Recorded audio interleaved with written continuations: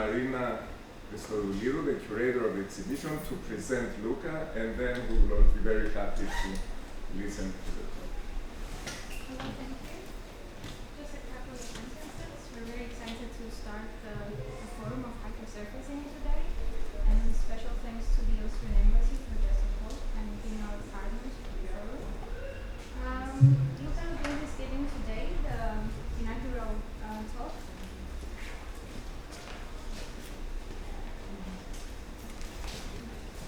Focusing on a number of key exhibitions he has organized inside and outside the institutional context.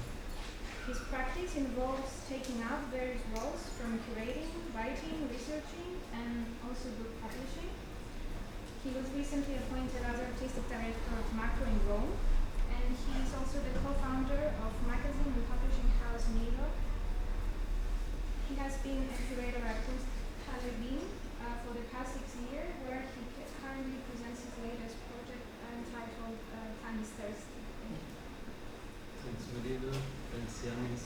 And thanks, Nima, for hosting this talk. And also you for joining on a Saturday, sunny morning, a talk that usually is not the most exciting thing to do on a sunny Saturday morning. Okay. Is it good, this? Do I need this? Okay, good. So, yeah, usually I do not prepare a talk, so also today I don't have a kind of clear agenda, but I will more kind of surf through a number of projects I did,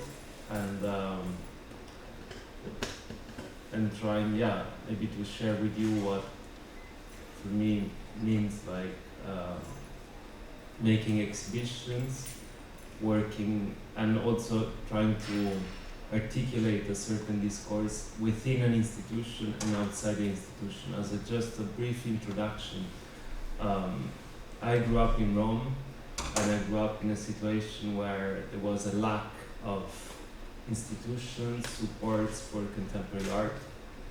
And so when I was studying at the university, actually my main education was not the university, but the time I spent with artists.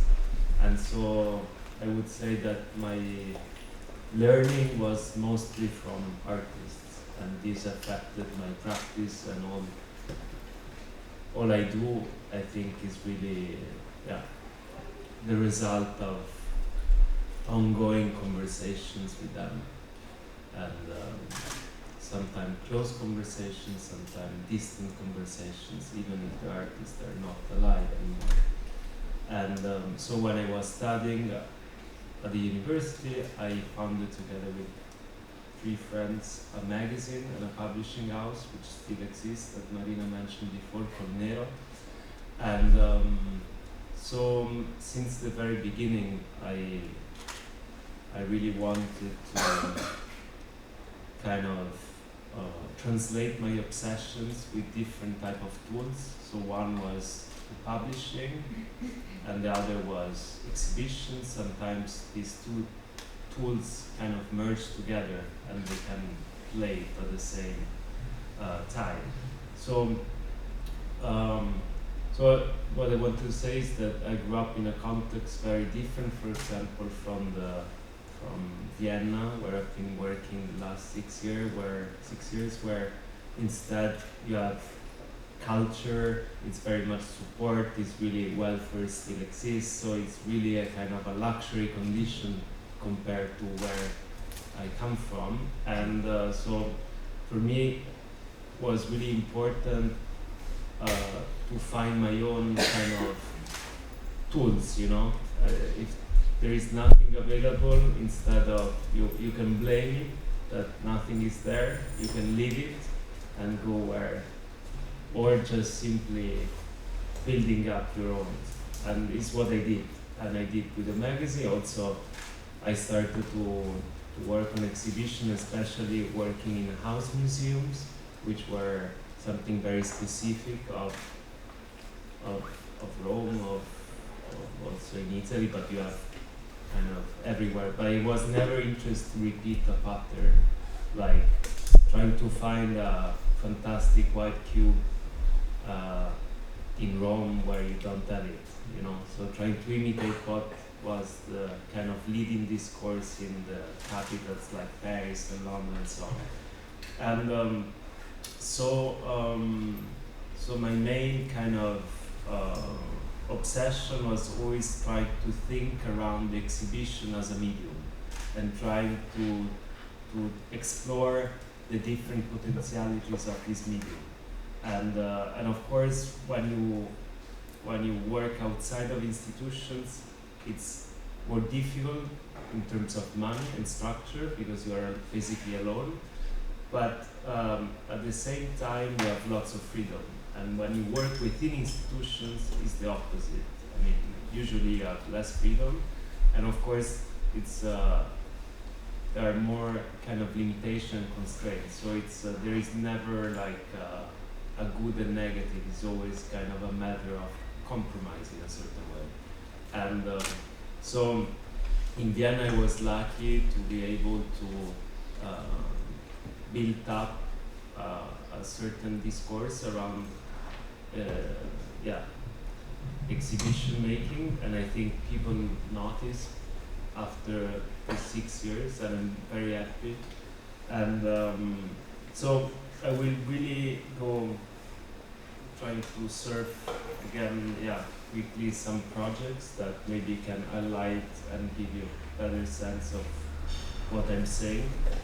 And so if you have any kind of questions, curiosities, just stop and ask. So it's less kind of confrontational. So let's make it more a conversation. So let's start from the end. So the very last project I did open like a few days ago, I think 10 days ago, 2 weeks ago.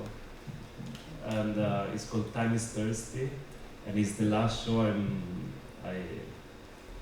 doing in Vienna, because in January I will start to work at Macro, this Museum of Contemporary Art in Rome, as an artistic director.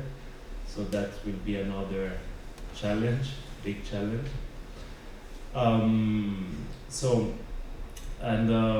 This exhibition, Time is Thirsty, actually started, we discussed this exhibition together with the former director of the Kunsthalle, Wien, Nicolas Schaffhausen. And when you build up a program for the institutions, you have lots of meetings. I mean, we had very kind of horizontal type of approach, so which was kind of great. Everyone can bring and propose ideas. And since we had lots of solo exhibitions in the main space of Kunsthalle, so Kunsthalle Wien is in, I don't know if you have ever been to Vienna, but there is this big museums quartier which hosts different institutions from the MUMOC, Leopold Museums, and Kunsthalle Wien has 2 floors. One is 1,000 square meters, which is the main floor, and the one below it's like 600. And then in a square there is a Glass Pavilion, which was the former location of Kunsthalle when it was founded in 1992. So we had this idea of, in the main space, after solo exhibition, having a group exhibitions, and I'm not really a big fan of group exhibitions because I'm not a big fan in the sense that it's very hard to me to come out with ideas for group exhibitions, because very often they're kind of illustrative. So to question the mode of exhibition with a group exhibition is hard, and very often the voice of the artist, of the singular artist, are kind of suffocated more by what the curators wants to illustrate, so become more illustrative. So this exhibition came out from how still to think about an exhibition which can reflect on its own, and trying to push also the boundaries of the language of an exhibition, at the same time the boundaries of an institution. And the show started from thinking about how, if it's possible to use time as a way to construct a situation, an exhibition made of different kind of objects, works, not only artworks. And at the very beginning, I thought of doing an exhibition like time traveling. So going back into 1992, the idea was taking 1992, which is the year when the Kunsthalle Wien was founded, as a kind of hook, and say, can I go back to 1992 and doing an exhibition from as if I'm in 1992. And so not an exhibition on 1992. But of course it's kind of time traveling is kind of hard. And so at the end I kind of put aside that idea, but then I went to a theater piece of Giselle Bin, of this choreographer, theater director, was about rave, and you have these dancers slowly moving, like almost in slow motion, and then they were dancing, there was music, was very kind of present, and they were dancing, sweating, and at the end the stage was really like a deposit of gestures, and I was really struck by that, and I say, imagine an exhibition in that set. And so I thought, yeah, and so Time is Thirsty is a kind of a show coming out of this. This is just to put some music to wake us up. This was the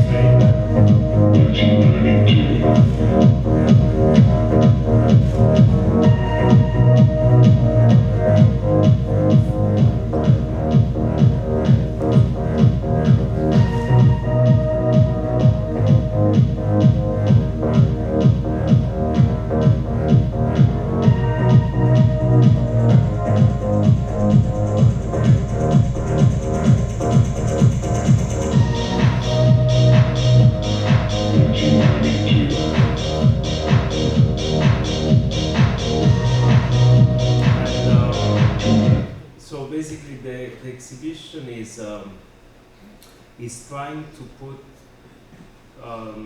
two historical moments, 1992 and today, on the same BPM, like trying to put them as a two tracks that you can fade in and out, and you don't notice a difference. And so I selected a number of works and artifacts from that time that I found very evocative of today. And then I also commissioned new works to artists from today. And this space is really 1,000 square meters. Usually we built up rooms and things. I really wanted to leave it as it is, untouched. And really to provide a situation which is for me like watching a film whose plot has been lost. So it sounds very abstract, the show. There is no caption, just a booklet.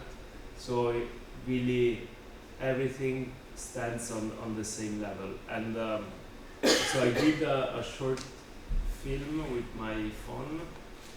So maybe you can get a better idea. So at the very beginning you enter and you have this is a kind of the entry point of the exhibition. You have an original work by Onkawara, the Japanese artist, one of the date painting. And next to it I commissioned Xavier Bali, who is a Catalonian artist that is continuing to do Onkawara, who passed away I think 2 years ago. He's continuing to do his date paintings. You know, every day Onkawara was doing this painting using the same format of canvas. The background sometimes was different, most of the time was black, and the date was written according to the place he was. So it was September, it means that maybe it was in New York. If it was in Vienna, would have been like October, like you see. So Xavier is continuing to do these date paintings, but is basically these works are not circulating in the market. It's a kind of hobby, is giving as a gift to them, to different persons, and then with the only request of taking a photo of where they then will put this painting. And I really like also that he's doing, almost on a personal, it's very personal what he's doing, and also I like of having this juxtaposition. Of course, if you know Onkawara, it's kind of strange because you know that he's not, is that. And also, if you don't know who Onkawara is, it's still kind of maybe strange. And so this is the space which looks between a church and a hangar. And as you see, the space is almost empty, and I like also to think about it like a big deposit of gestures. And you see this thing on the floor. These are glass jars. It's a piece made for the occasion by an American artist called Jason Dodge. And he asked to collect 1,000 glass jars of food that were containing food. And he asked, so basically the whole team of Kunsthalle had to bring to the office this, so it was a way to recycling also. We didn't want to have it to buy new, and so we have just to clean and to remove the top and so on. And then he arranged these jars all around the space. And I like to think of these are like words, like each glass jar as a word, and so you, according to the way you move, you can create kind of sentences and narratives out of it. Sometimes you have also lollipops and strange things. And also this piece that you see is a work by a French artist called Pierre Joseph, who in the early 90s, he was very showing a lot with Pierre Huyghe, Dominique Gonzalez-Foster, and Philippe Arrenaud. They were really showing a lot, doing lots of exhibitions together, and during that time he developed a work which is called Characters to be Reactivated.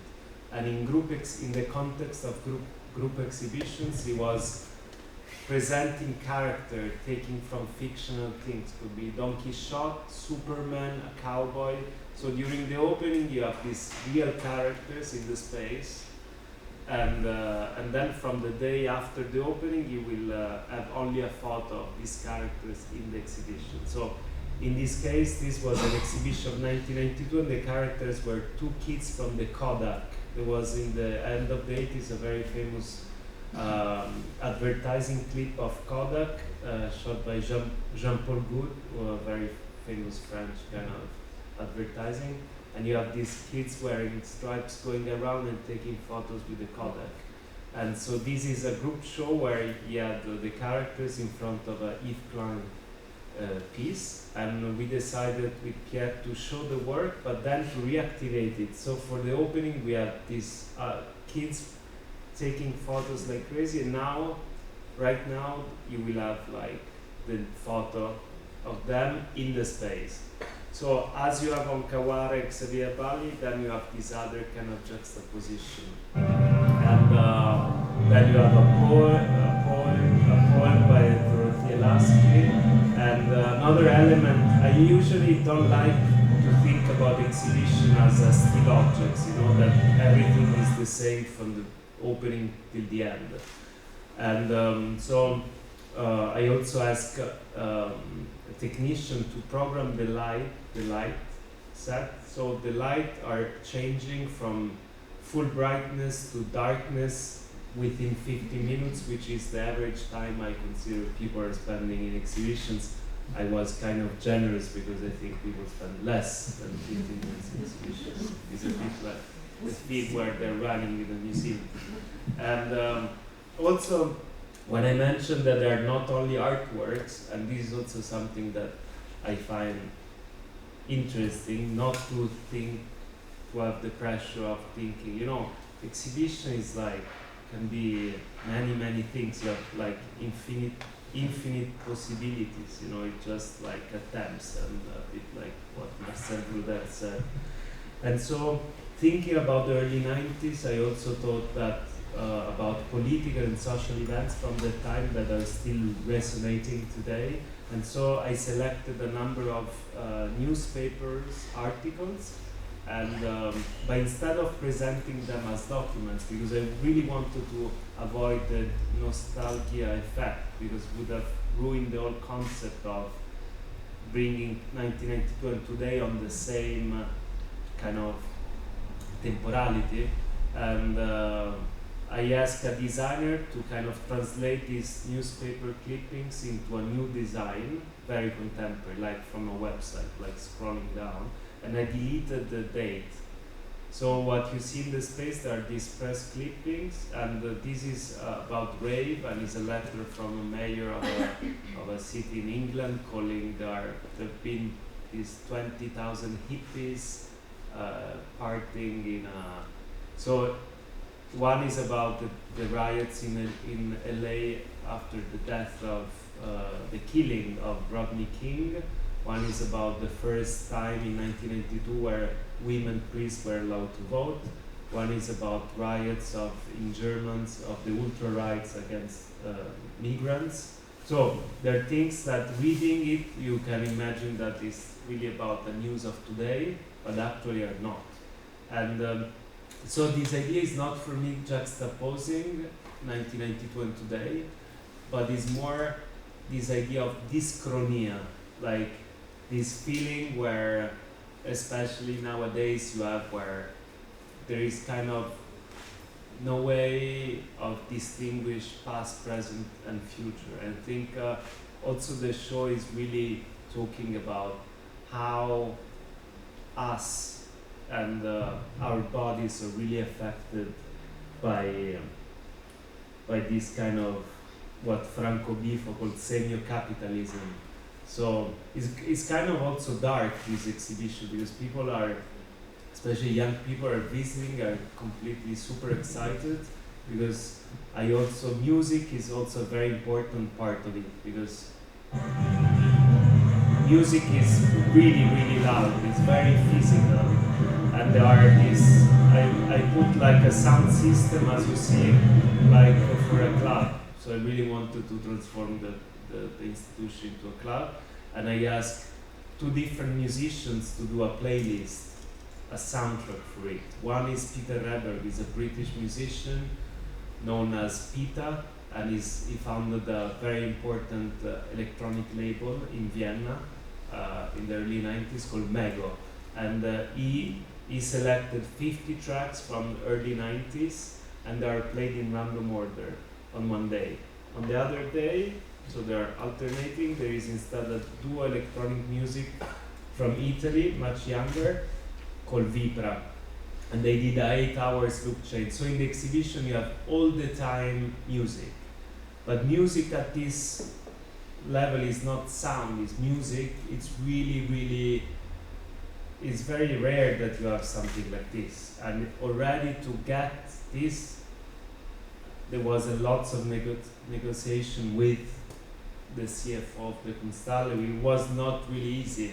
I mean, and I say, this exhibition works only if all these elements really work precisely. So having the light is always dangerous, because when it's going very dark, you cannot see the works, and there is problem of insurance. Also, this piece of Jason Dodge having all these glasses on the floor with nothing protecting, they're not fixed again in Vienna, and you have so many regulations that, because the problem is that very often I think that museums are not really built for artists and art, and also very often you say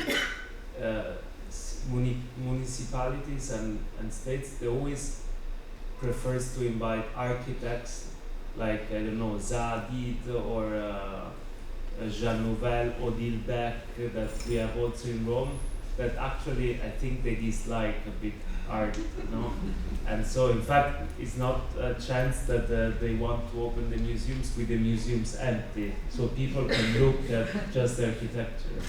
And so there are very often museums where not a single flat wall, and so basically, the problem is not so much of inviting them, the problem is that they're sucking so much money that then the cities, they're fine with having just these big objects because they are not interested in to put the money to fill up these huge containers with content. And that's kind of the problem. So what I'm saying that this looks like a detail, but they're not details. So when I say I'm pushing the boundaries, because also having like glass jars on the floor is not something so simple. And so you have to, of course, if I run my own space, I can do whatever I like, very often, So the point is that trying to insist and not to accept the first no. That's what I was explaining, the kind of conflictual relationship of when you work within an institution or outside. It's a matter of compromise, but I think it's important that to fight for that and to take the positions of the artist, because this work, imagine this work, if you fix this or you put around this piece by Veronica Jansen, which is a glitter thrown on the floor. This we had in the first 2 weeks of the exhibition 4 people that start to dance on top of it. So we had to redo it, actually on Monday I had to redo it for the 5th time with Veronica falling on Skype, because it's completely random. You have just to throw this glitter on the floor, so every time it's different. And but imagine this piece if you put like things around. I mean, it's kind of destroying the. So I really like this idea of having objects, quasi objects, things that you really don't understand. That's why this feeling of uncanny is quite strong in the exhibition. And so yeah, this glitter piece. Then I also commissioned a smell designer artist called Cissel Todas to produce a smell of Vienna in 1992. And so this is the smell diffusers, and Cissel has been working on smell since mid-90s. She became very known in Germany because she recreated the smell of the Second World War, but she's a scientist, so she's working with molecules. And so basically she's recording smell through a machine that is sucking the smell from objects.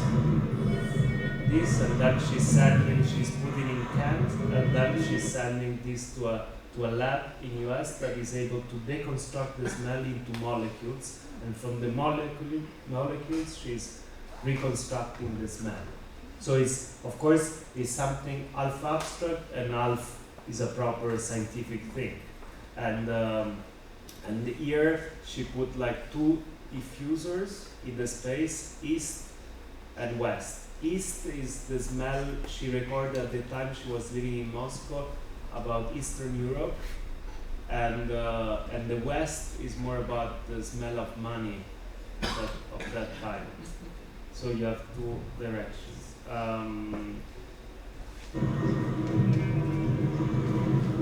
So then you have this. Also, you see, this is a piece by Anne-Sophie Berger, an artist, a young Austrian artist, that she put this coat that she designed in mud and then throw on the walls.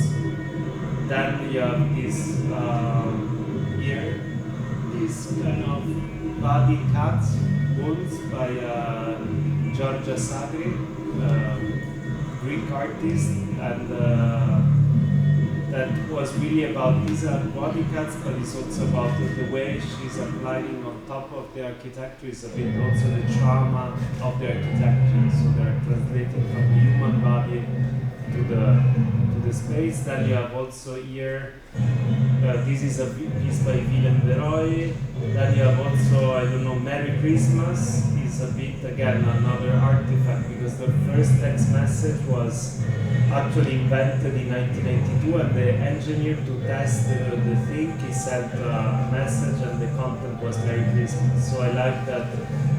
For also the exhibition will be over Christmas, so for one day, a bit like Philippe Renaud piece, it will also make sense. For the other days, it's very abstract, like Merry Christmas. Then you have, this is facts by the great American poet Eileen Miles, that Eileen Miles was candidate for the presidential election in 1992, and that was the text she sent to the citizens, and so on. So, but I wanted to say two things about the pushing the boundaries. There is I also recreated for this exhibition an exhibition from 1992, which is a tattoo exhibition, and were organized by a gallerist in Paris called Florence Bonnefous. And so she has hundreds of artists, from very famous one like Lawrence Reno or some that they became famous, to conceive a unique work as a tattoo.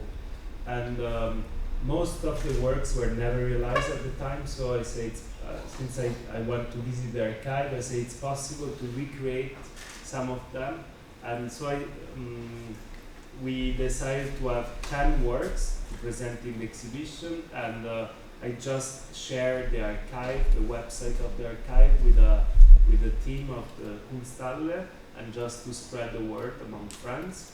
And so basically 10 artists in the exhibition, so the 10 works of the tattoo were not selected by me, by the people, because I couldn't impose like, you have to get the tattoo of Liam Gillick on your body, because it's such a personal thing. So this already having an exhibition where 10 of the artists are not chosen by you is not really also common. So I like the idea that the exhibition is like a living body that I cannot control.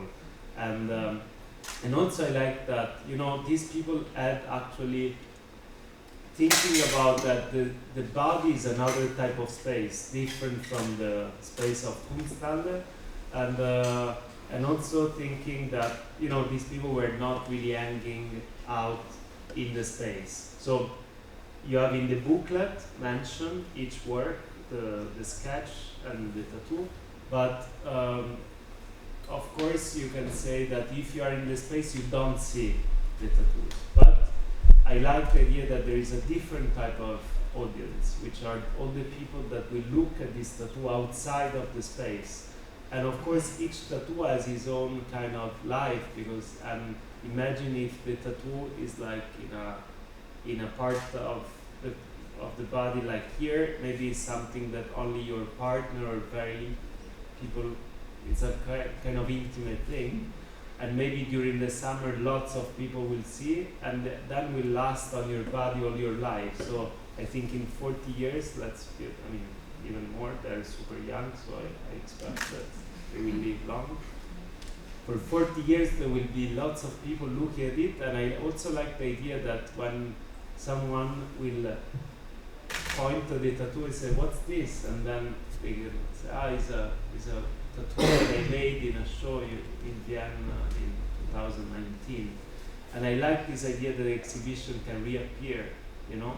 And I also, there is also in the exhibition a billboard piece by Felix Gonzalez Torres that I will show you. This is a work by Nick Bastis, American artist who lives in Vilnius. I think this is a very good example of a quasi-object, in the sense that really almost all the artists installing, they really thought that this was a room. So while we were installing, while this is exactly his piece, is a quasi-room, in the sense they decide to keep the foil on the floor that you used to, when you built up a wall, you put this foil. transparent foil, and just to have this room built, there is a balcony. So just to slide a bit out, so there is this light coming in, and then you can walk all around. And I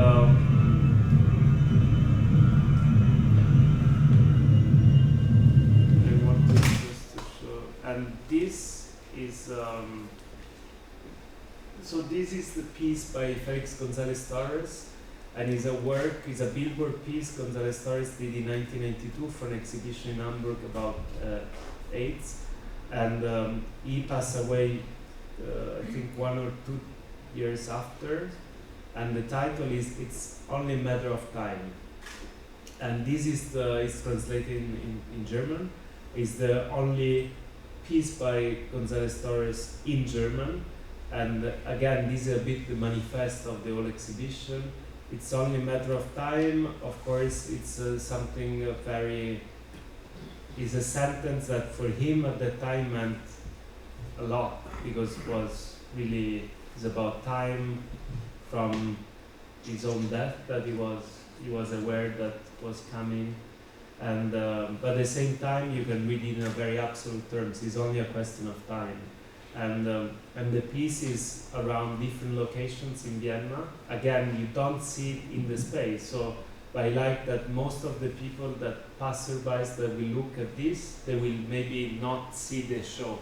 And I mean, this idea of missing, of inclusion and exclusion is at the very basis of, for me, of exhibitions.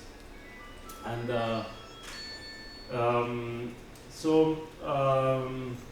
thinking about other exhibitions that for me that I did in Vienna as thinking about what's the institution and trying to kind of destabilize the way institution work is these exhibitions that I did. This was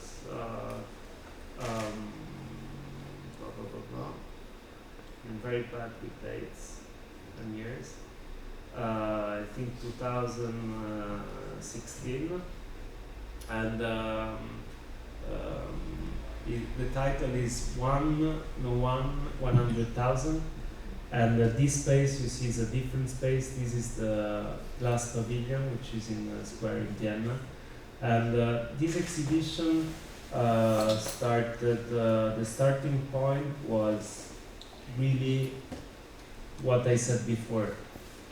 For me, the exhibition cannot be a static thing, so it's just a possibility. And so I always thought that maybe I can do just in my life one exhibition and I can change it constantly.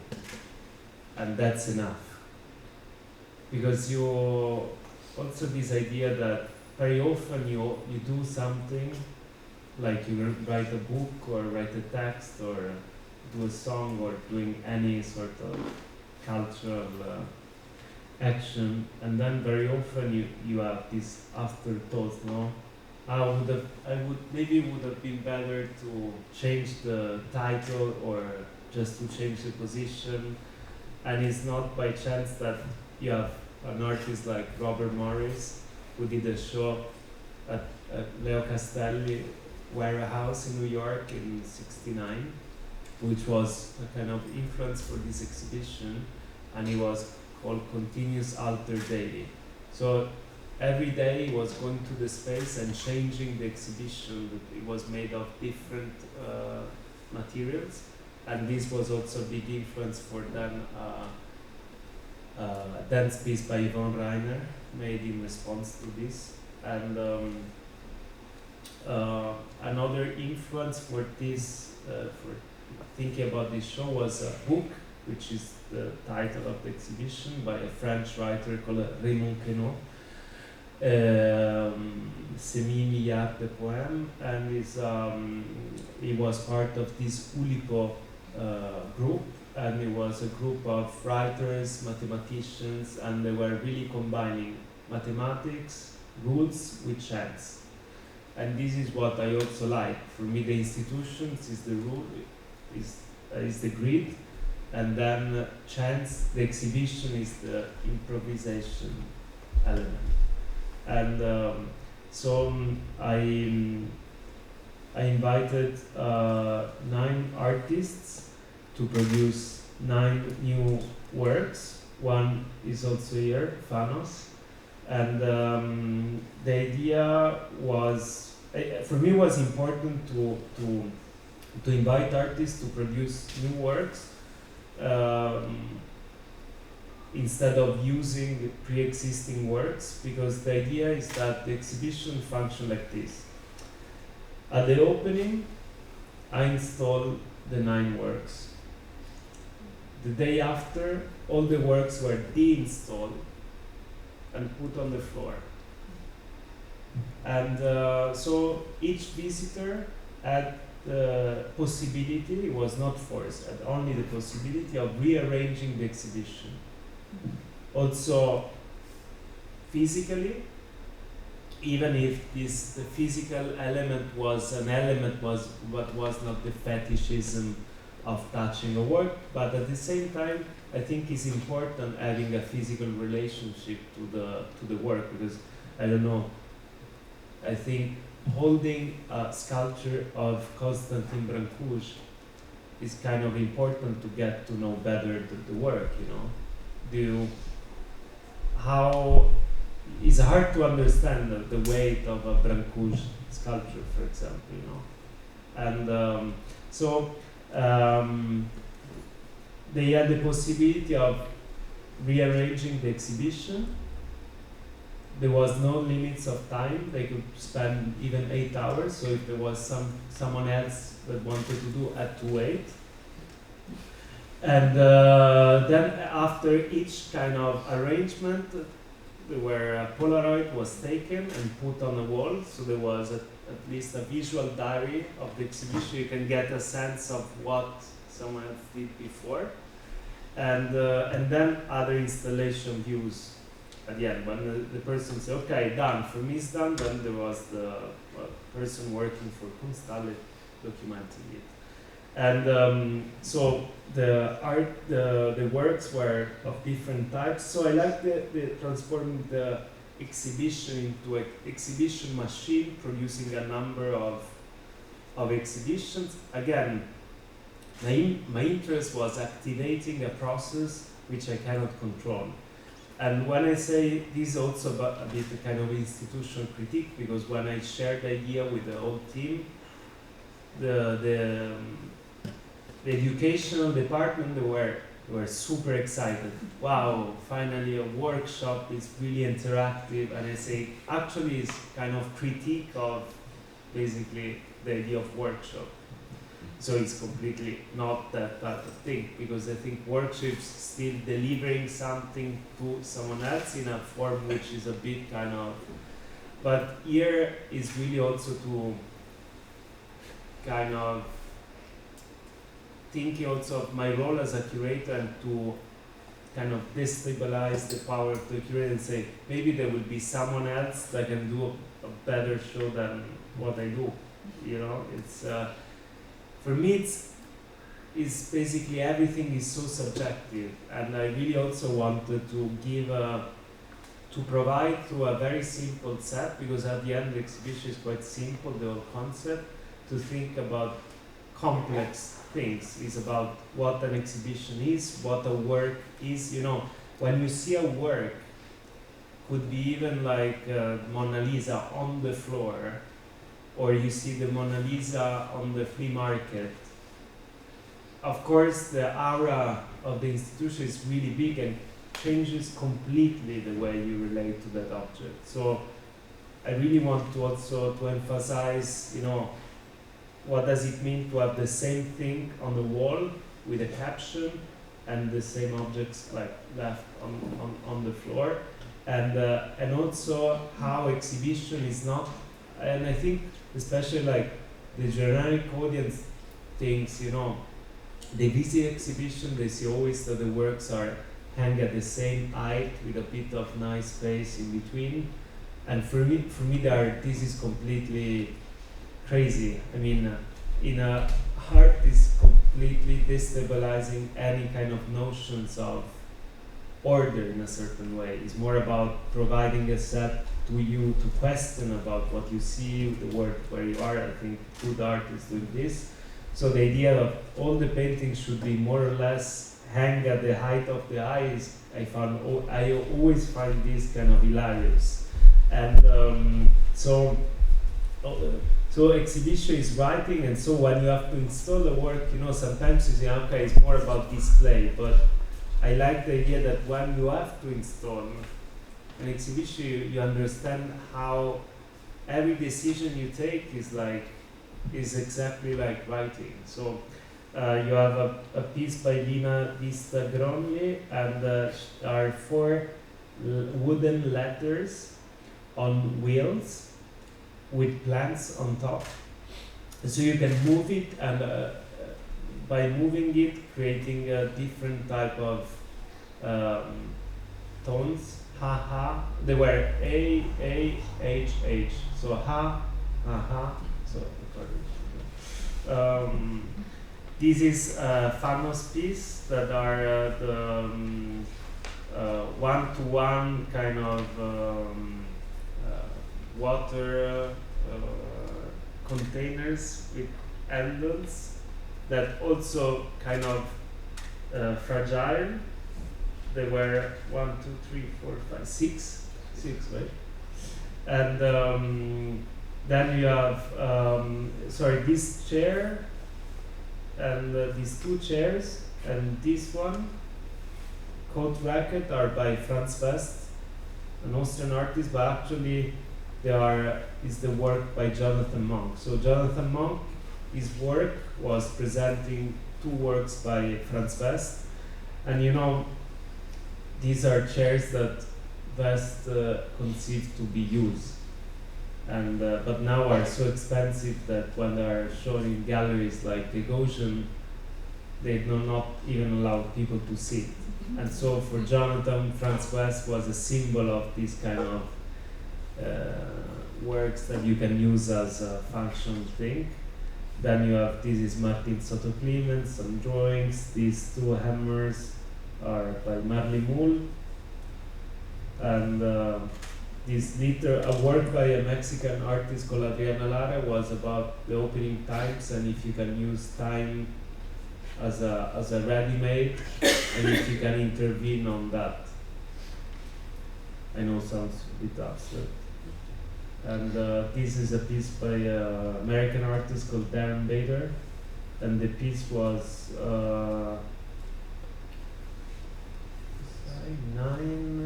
I don't remember, 6, 9 was just 2 numbers, the relation, so you can decide of having, of articulating that by counting or just adding 9 pence and 3.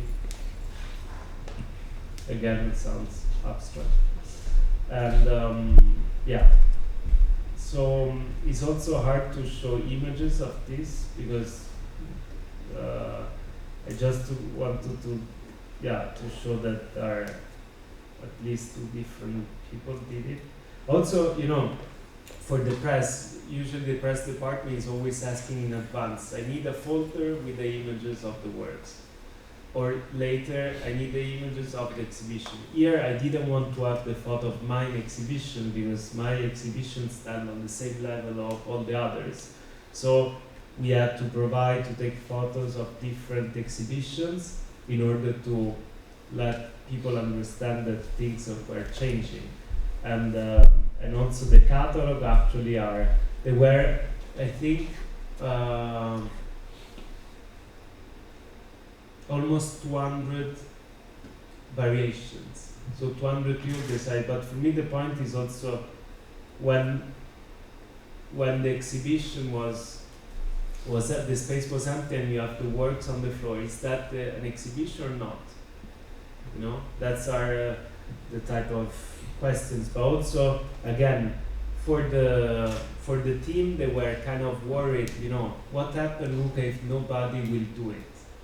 And I say, it's not a problem, it's just, there is no good or bad. This is also the exhibition was a kind of being a portrait of the audience, portrait of Vienna and so on. So if you feel bored, let me know, and I can reply to questions, or let's put a bit of other music. And let me. Time is Thursday. Also, Time is Thursday. I asked the photographer to take photos of with this light condition, with this light condition, and with this light condition.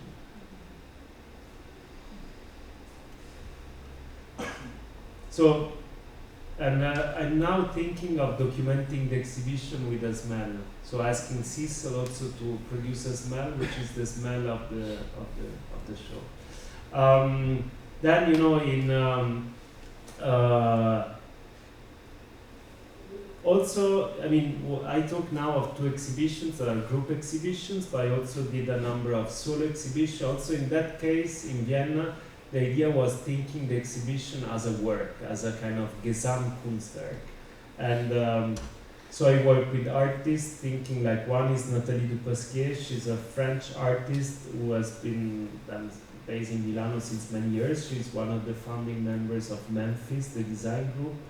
And she never had a proper kind of survey exhibition.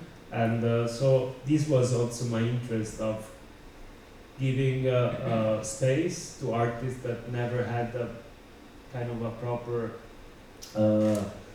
retrospective is a bad word. Also, artists hate retrospectives, and so it's more a kind of a survey, but trying to do it in a way that can also be a work, the exhibition by itself. So Nathalie, we presented many, I think more than 100 works, and she thought about the space as a city with rooms. Each room was a kind of different neighborhood, and there were again no captions. So you have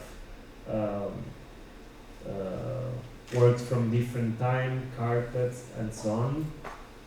Then another exhibition I did is Babette Mangold. She's a French, but in New York-based photographer. She's and filmmaker. She in the 70s she documented all the avant-garde in the dance scene, like Trisha Brown, Yvonne Reiner, Simone Fortis. All the most iconic images you see of that time are usually photos by Babette. Also, in the 70s, she worked as a director of photography of Chantal Ackerman, and then she was also doing her own films. And so, as Natalie was a kind of, for me, an expanded notion of painting, Babette is an expanded notion of film and photography. And so the idea of this exhibition was started also from my interrogation, how you can exhibit films in exhibitions. Because very often with films it's kind of tricky, because you have, if you show a film that is supposed to be seen in a cinema situation, so from the beginning to the end, if you put the same film in a context of, let's say in this room among different objects, you're already doing something kind of not correct, you know, especially when the artist is not involved. If I show like Weekend of Jean-Luc Godard in the room on a monitor, I'm going against what's the principle of the experience of the thing. And with Babette, I propose, let's imagine the exhibition as a score. So the Kunsthalle is open 8 hours every day, and so we say, okay, the exhibition started from the room dark, just a sound, and was a film recording of New York in the 70s that she recorded at the time for film. So there was only raining, and the room was dark, and you had 4 screens in the space. After the sound, there was the first film going on one screen, And in that moment, you have only that film. You know, we didn't want to have multiple screenings and 4 films at the same time. So going against also the classical experience you have as a visitor of exhibition. So you enter in a space, if you can spend 2 seconds or 3 hours, it's you that decide the time you want to spend in front of the work. In this condition is the opposite. It's more like in the cinema context, in a black box. So it's true that you can enter going to the cinema and also exit, same with theater, but I think, you know, with cinema and theater, we still have this pressure, maybe, or is, I don't know why. While the exhibition you stroll through and you leave with, maybe because the tickets are more expensive, but not really because they're the same. And also I also in Time is Thirsty, what I like is that exactly for this, you know, you can enter the space and not looking at art, but then the music and the smell are affected you. You cannot choose to be, you have to be in. You are kind of, your bodies are affected by that. So you have a film on the screen, then after it was going to another screen, as you see. So was really also thinking in a very specific way about the way you experience also exhibition. So it was really a score. So again, was changing. So if you are seeing going to visit the exhibition at noon or at 5, would have been completely different because it was a score. So it was not a loop. We did it in 8 hours. And then I also organized the exhibition of Charlemagne Palestine. Is a very important artist and musician. He is considered one of the is part of what is called the maximalist. The minimalism music, even if he hates this word because say my music has nothing of minimal, is actually maximalist. That's why I say maximalist. Together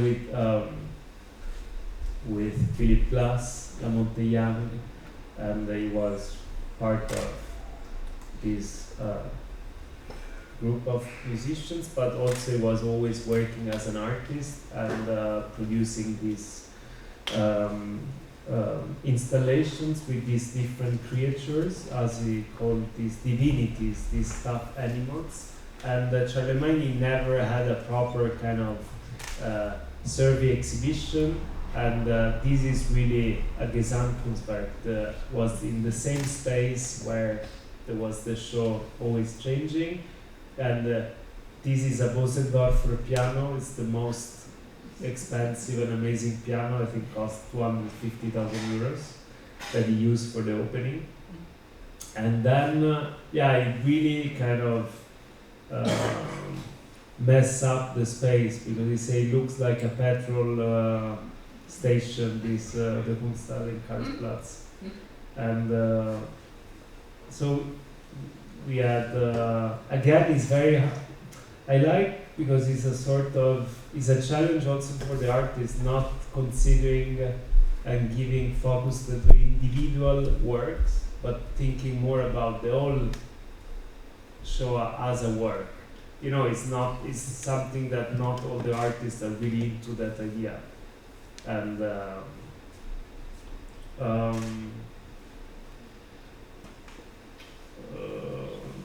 thinking about, I'm going really surfing, just following the documents.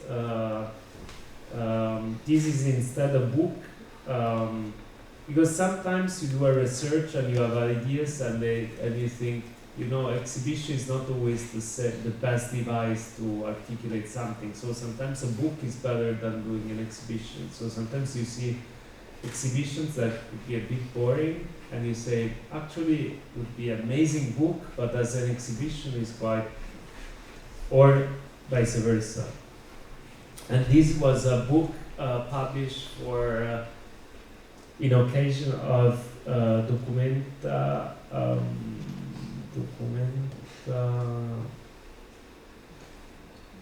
documenta. You were saying that I have to stop, but I continue. No, because we have to stop, right? Okay, I go quick, and so we can do like more kind of Q&A.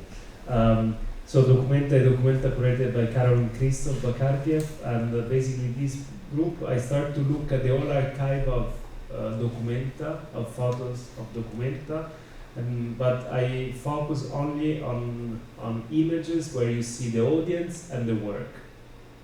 Something very simple again. And I really, first of all, some of these photos are really beautiful. And they are just taken by a photographer that had to document the exhibition. But for me, I was also thinking that, this is almost a great book that you can look at again from different perspectives, because you can see how the costumes, like the clothes, change. And also when the art is changing, also the way people are looking at it changes, And so now we are in the 64. These are incredible photos in the video. So 68, then you start to have more installation, and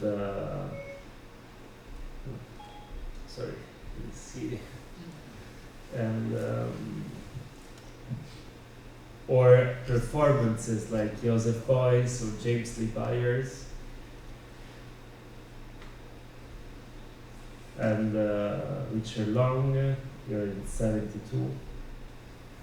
Hyper-release sculptures, and environmental kind of works. So I think again it's Ettore Sozzas.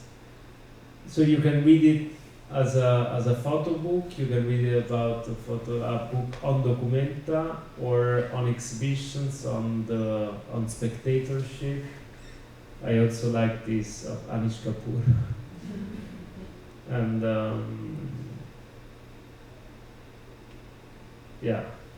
or videos, the first time when you start to see, especially in the Documenta curated by Ogwi and there were lots of video installation, and or even this with Shulbare, and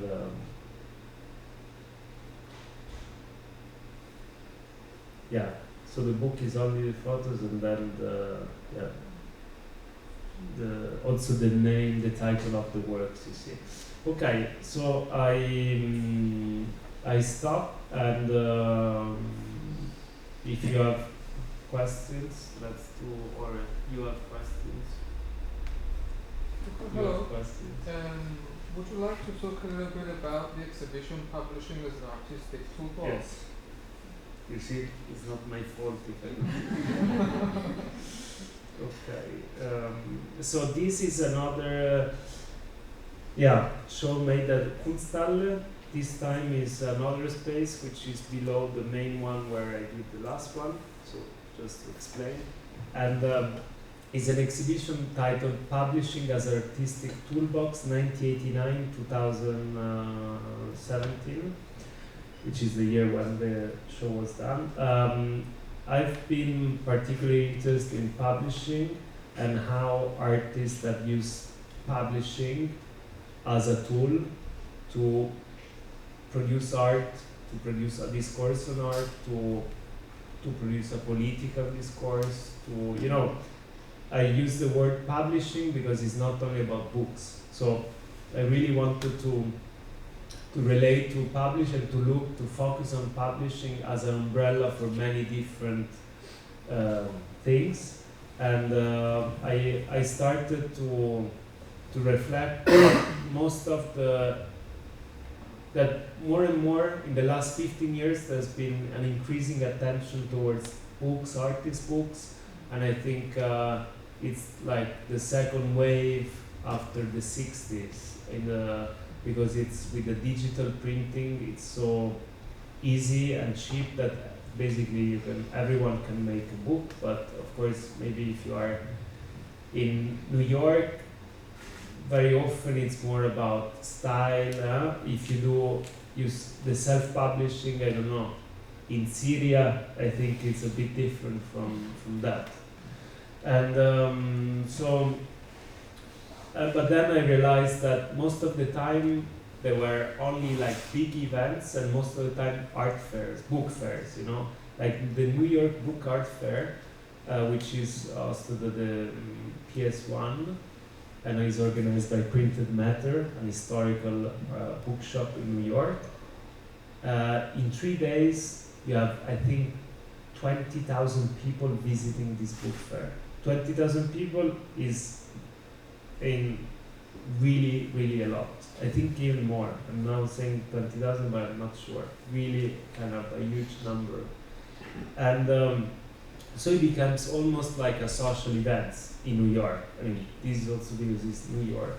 But so you have a growing numbers of book fairs, and but then I think or you have also events made more in the design schools and academies. But I thought that there were not a single kind of institutions that devoted okay, let's do an exhibition for, I don't know, 2-3 months on publishing. So most of the times are part of the side program, side events. So the exhibition was, and again, I tried how we can make an exhibition on books, avoiding to do something that is so unsexy as books, tables, vitrines, books under vitrines. Also because a book under a vitrine is like a painting cover, like almost cover, If you know the book, you just say, finally I can see the first version of James Joyce's book. But especially artist books really is not about the fetishism of the object, it's more, I mean, there are lots of books where it's about going through the pages. So if you see under a table, it's just, what's that? It's like unspoken object. And so I invited these designers, a collective of Italian designers, to think with me, since they design a magazine called Moose, and also they do furnitures. I thought they would be a good sparring partners to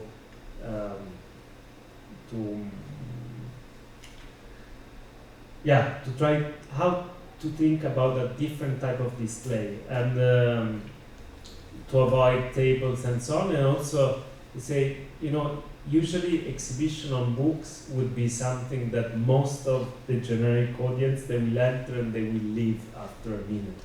If they enter in the space, they see only books, usually it's kind of the worst thing you can do, maybe to attract like an audience, which is not really the point, to attract audience. But for me it's been always important for any project I did to have to reach different type of audience. Someone that is completely obsessed with that artist content, but also someone is entering for the first time in a museum. So of course, and usually this mindset is not really good, because provokes that no one is happy at the end, because for the hierarchy is kind of nice but too difficult. For the profession is kind of too, maybe, I don't know. Also this display creates like a huge kind of you say, what's this? I mean, it creates lots of kind of critique having these kind of groups. But at least this was a way to show books in different way, and the show was divided in different sections. So there was at the entrance there was a proper kind of it was not a bookshop, was a show in a way of books curated by Gregorio Magnani, an Italian but London-based curator who really did a lot of research on artist books, and together with Alexis Promotto, they presented these books from 1989 to today of different types, and they were all on sale. You can buy all of them because it was important. You know, the books are very democratic, so to do an exhibition of books without able to buy books, I thought would have been a contradiction. And I chose not to focus on the 60s and 70s, which is the time where, you know, most of the art publishing kind of happened, especially with conceptual art, magazine, and so on. Because I thought this has been already studied and presented, that is enough. And so I chose 89, so the fall of Berlin Wall, which is also the year when the World Wide Web, so internet, was invented, as a kind of day to start. And because it's really about the in-between, the analog and digital time. And so this was one section. Then another section was artists run magazines, so thinking about publishing as a magazine. So we did a big research of all the artists that edited magazine. Of course, this whole exhibition is like really a big work, and is a work in progress. So for me, I divided in sections because I imagine, again, as a toolbox that you can continue, because you cannot pretend of being an exhaustive exhibition this on art publishing. And but of course, since is the first exhibition organized around the topic, I had lots of people kind of complaining about missing elements, which in fact is an exhibition. So if you want to get lots of enemies, I suggest to do this type of exhibition.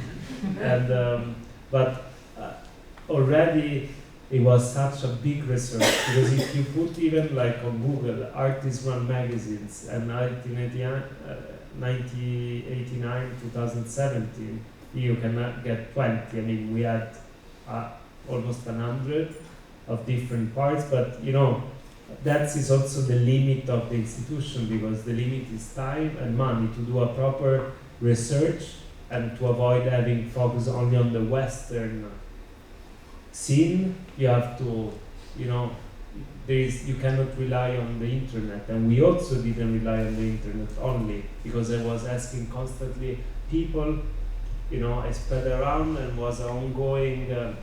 That's why I would like to continue this exhibition, and I think it's also nice that someone else can continue the exhibition, because Artists Web Magazine, you can just simply adding others. So this was Artists Run Magazines.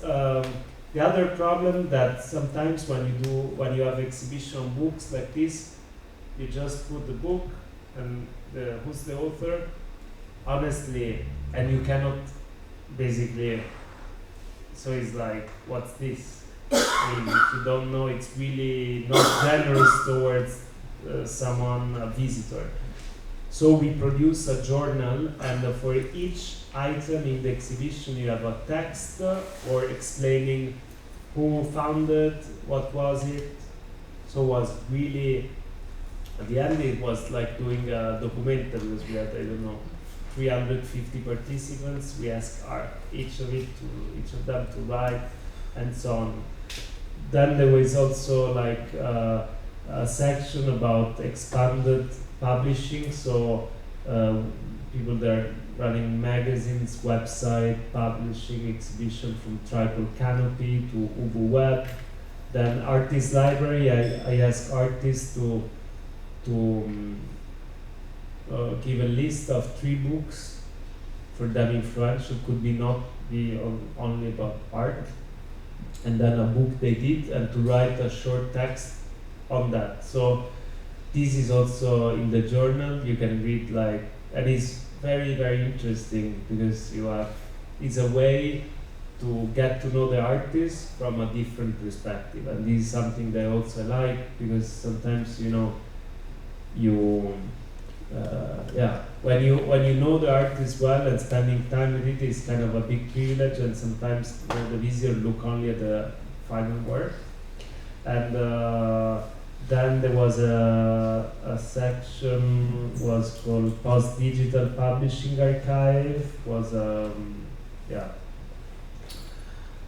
plasma screen with all the more digital projects. Then there was another section was really made of talks only, so some sections were just kind of without objects, just discourse based.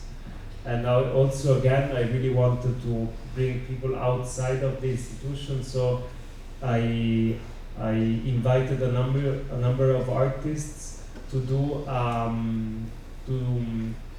to think a work, to go to the Franz West library, personal library in the studio, and to select a book from his collection, then to produce a work that could be an insert, so was put inside a book and then put it back in the library. So you have a list, so it was a way to go through all the books of West to find the books of the artists participating. And again, I really like the idea of bringing people to a different type of space, which is not a bibliothèque, but is a library. And I also like the idea of a book collection as a portrait of a persona. So to know West through his own books. And I also didn't want to provide, that was a common kind of critique of this show. Like, okay, great, fantastic research, but it's not really a place where you feel invited to read and to look at the book. And this actually was really the point that I wanted to point out.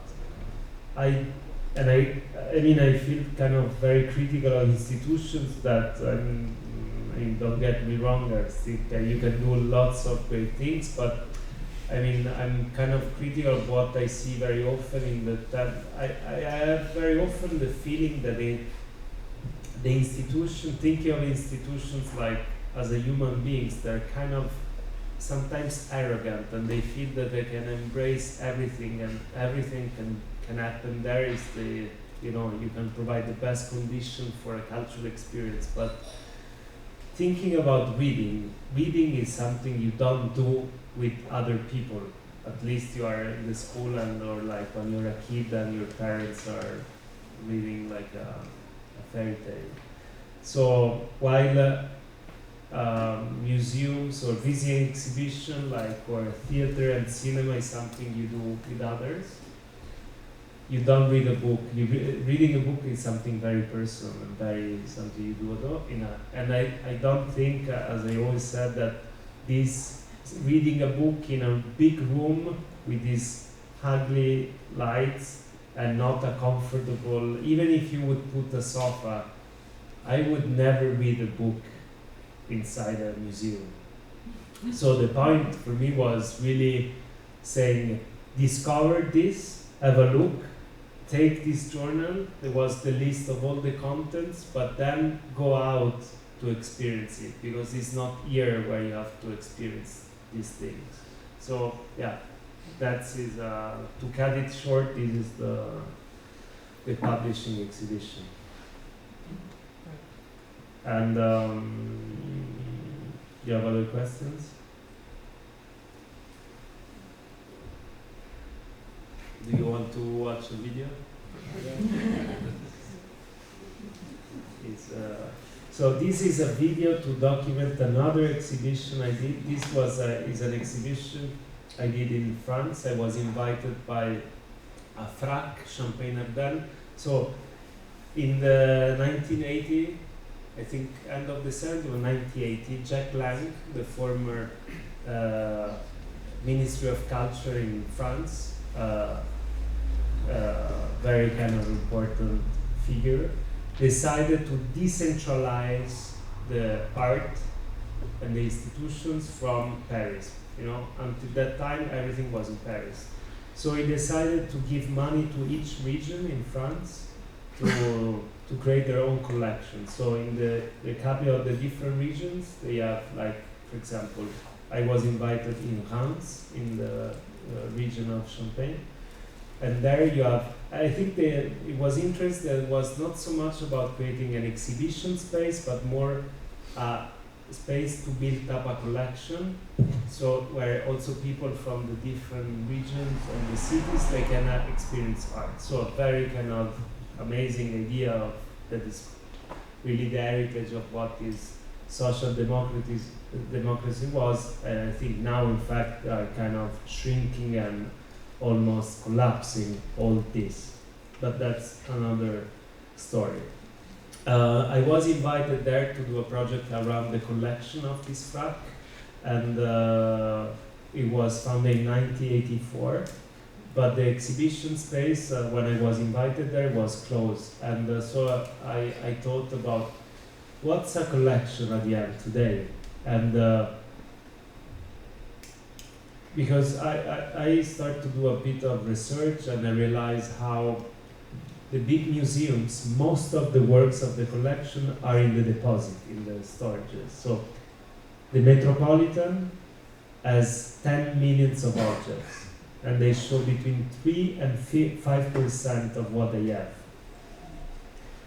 So even in the last, thinking about all the rotations of the collection that since now 20 years you have, continue renovating, at the end will be impossible to show the entire collection. You would need the entire Nicosia to show the collection of Metropolitan. It would be also amazing to have a city museum for real, where all the objects are out and you just, but I think also in museums sometimes you have works that for different reasons, also in terms of, because they're very fragile, you cannot see.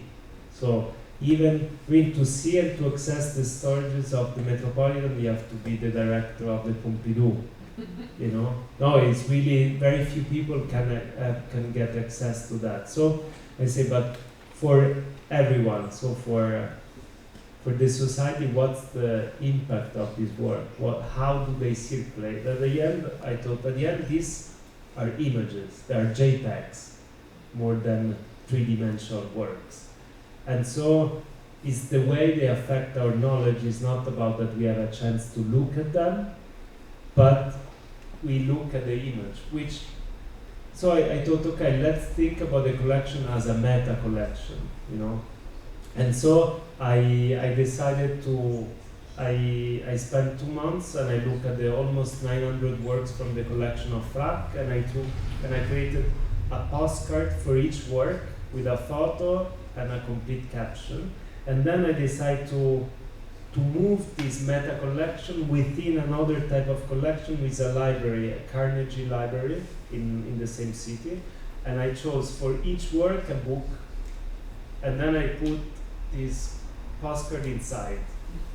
A bit the idea of Franz West was taken from this exhibition.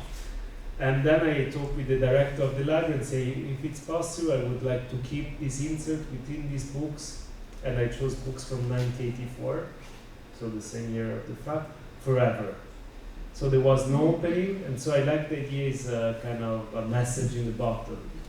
People, maybe we will move it, so that was a way to really confront with the idea of what a collection is. And I produce, because when I did, I say, in the future no one will believe that I did this, because it was such a hard job. And so I produced a small clip. And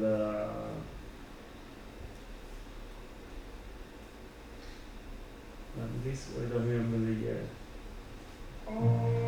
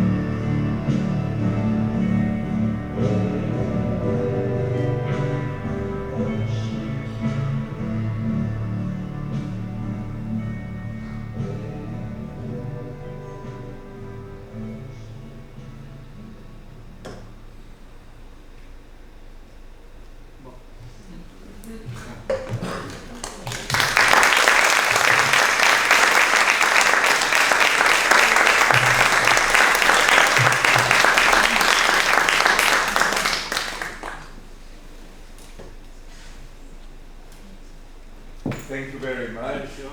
Hope to see you at the opening of the exhibition the 29th of November.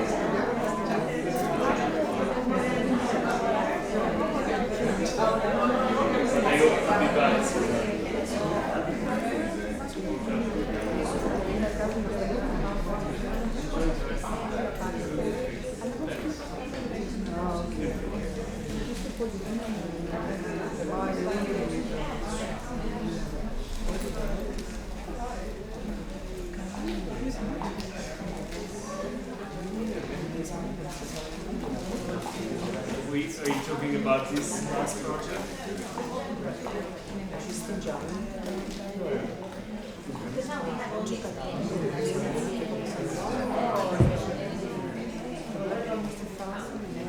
I mean, these projects are really kind of easy or done using the exhibition as a everything is embedded in the exhibition. I mean, so far, yes.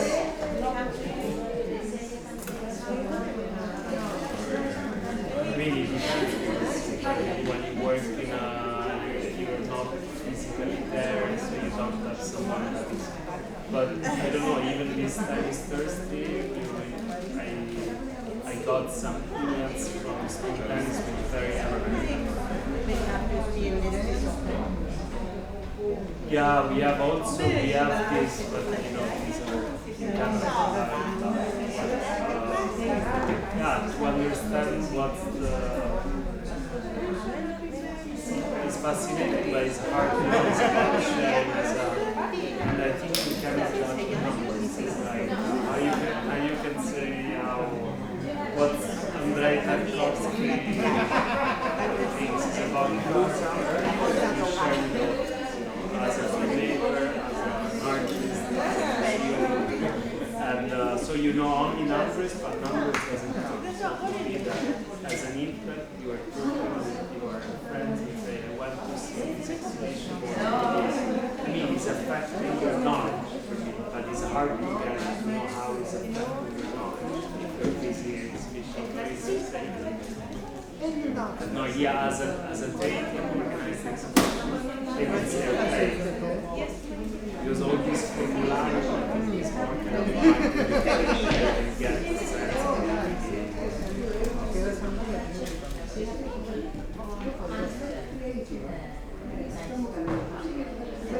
the exhibition, yes. No, of course, it's an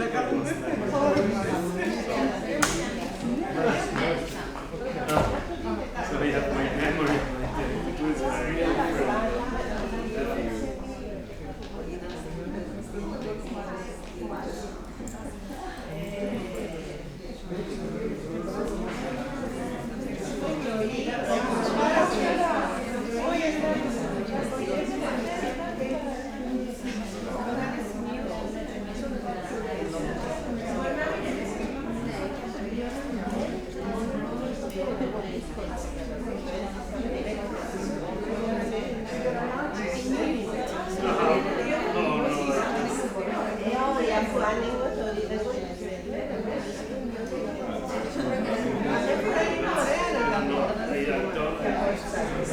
doing exhibitions in experimental modes, let's say. I respect artists too much to